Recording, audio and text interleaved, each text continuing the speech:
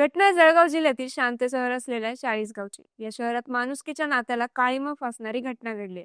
त्याने संपूर्ण परिसर हादरलाय. रिक्षासाठी पैसे देण्यास वडिलांनी नकार दिला आणि रागात मुलांनी स्वतःच्या जन्मदात्या पित्यालाच काठीने बेदम मारून ठार केलं. ही संपूर्ण घटना जाणून घेऊया व्हिडिओच्या माध्यमातून. नमस्कार, मी प्रीती आणि तुम्ही पाहतात देजनका. ही घटना घडली आहे एमजी नगर परिसरात. भिकन मोरे हे 68 वर्षांचे होते. ते त्यांचा मुलगा कल्पेश मोरे आणि पत्नी सकुबाई मोरे सोबत आनंदी आयुष्य जगत होते. त्यांचं घर साधं होतं, आर्थिक परिस्थितीही साधारण होती. कल्पेश हा काही दिवसापासून रिक्षा घेण्याचा विचार करत होता. त्याचं म्हणणं होतं की रिक्षा घेतली तर आपलं उत्पन्न वाढेल आणि घर चालवायला मदत होईल. पण रिक्षा म्हणजे साधी गोष्ट नाहीये, लाखोंचा खर्च होईल. त्यासाठी कल्पेश वारंवार वडिलांकडे पैशाची मागणी करत होता. इथूनच त्यांच्यामधला वादाला सुरुवात झाली आणि घरात तणाव वाढला. गेल्या काही दिवसापासून घरात रोज भांडणं व्हायची. कल्पेश पैसे मागायचा आणि भिकन मोरे त्याला पैसे देण्यासाठी नकार द्यायचे. कदाचित त्यांच्याकडे पैसे नसल्यामुळे ते पैसे देण्यासाठी नाही म्हणत होते, किंवा वयाच्या या टप्प्यावर सगळी बचत खर्च करायला ते तयार नव्हते.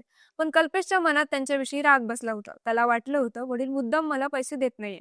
यामुळे घरातील वातावरण तापत चाललं होतं. शेजाऱ्यांनाही भांडणं ऐकू यायचं आणि मग त्या शनिवारच्या संध्याकाळी घरात पुन्हा पैशावरून वाद सुरू झाला. वाद एवढा वाढला की दोघांमध्ये जोरदार भांडण सुरू झालं. रागाच्या भरात कल्पेशनी काठी उचलली आणि स्वतःच्या वडिलावर तो तुटून पडला. फक्त काठीच नाही तर कमरेच्या पट्ट्यानेही त्यांनी बेदम मारहाण केली. 68 वर्षाचे वृद्ध वडिलांना हा मार सहन झाला नाही. ते गंभीर जखमी झाले आणि जमिनीवर कोसळले. घरच्यांनी आणि शेजाऱ्यांनी त्यांना तातडीने रुग्णालयात नेलं, पण डॉक्टरांनी उपचारापूर्वीच त्यांना मृत घोषित केलं.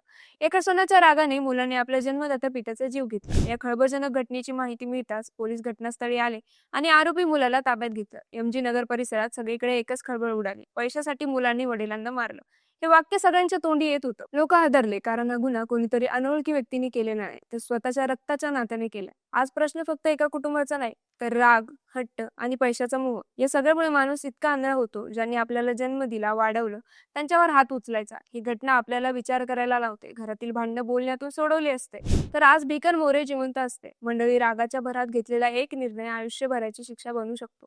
पैसा पुन्हा मिळू शकतो, पण आई वडील पुन्हा मिळत नाहीत. ही घटना आपल्याला शिकवण देऊन जाते.